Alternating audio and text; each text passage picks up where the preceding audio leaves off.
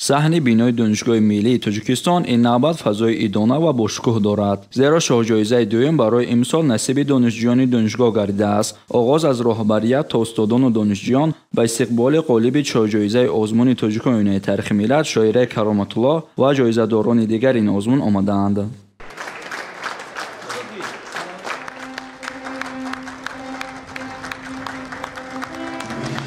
در ادامه به مناسبت 115 سالگی قهرمانی تاجیکستان اکادمی باباجان غفورов و غلبه دانشجویان دانشگاه در تالار اساسی همایش علمی دایر گردید. در چاره‌بینی مهمانان از ساختارهای علمی و فرهنگی از جمله نمایندگان اکادمی ملی علم‌های تاجیکستان، وزارت معارف و علم و اتفاق نویسندگان همزمان استادان و کارمندان دانشگاه اشتراک نمودند.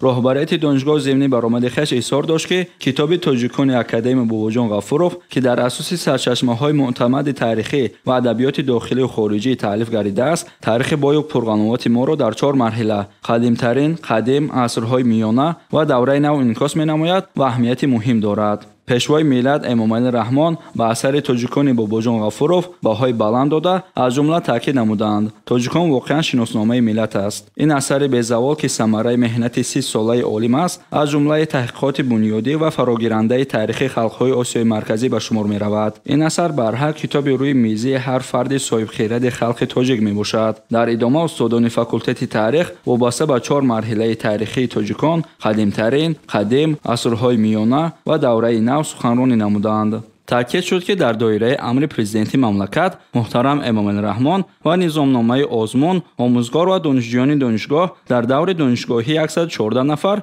دور ناحیوی 12 نفر، دور شهری 9 نفر و دور جمهوریوی 5 نفر اشتراک نمودند. نهایت در دور جمهوریوی در گروه دانشجویان 3 نفر جایهای افتخاری و دانشجوی کورس 4 فاکولته تاریخ با شاهجایزه سزاوار گردیدند. در این چاره‌بینی از طرف راهبریت دانشگاه و غالبان این آزمون جمهوریوی مبلغ و تحفه‌های خاطروی سپرده شد. واقعاً هم آزمون جمهوریوی تاجیکان آینه تاریخ ملت آزمونی است که توانست به واسطه آن ملت تاجیک بار دیگر درک نماید که ملت تاجیک صاحب تاریخ بزرگ است و سرگذشت فرزندان با ننگ و ناموسش برای هر یک خلق تاجیک درس بزرگ و مکتب بزرگ آموزشی برای قوم و خلقیت‌های روی عالم به حساب می‌رود. یادرس می‌شویم که این همایش را قرائت شعرها از جانب اشتراکچیان آزمون جمهوریوی فروغ صبحی دانای کتاب است و برنامه رنگین انسامبل خلقی دانشگاه جالب و خاطرمند گردانید.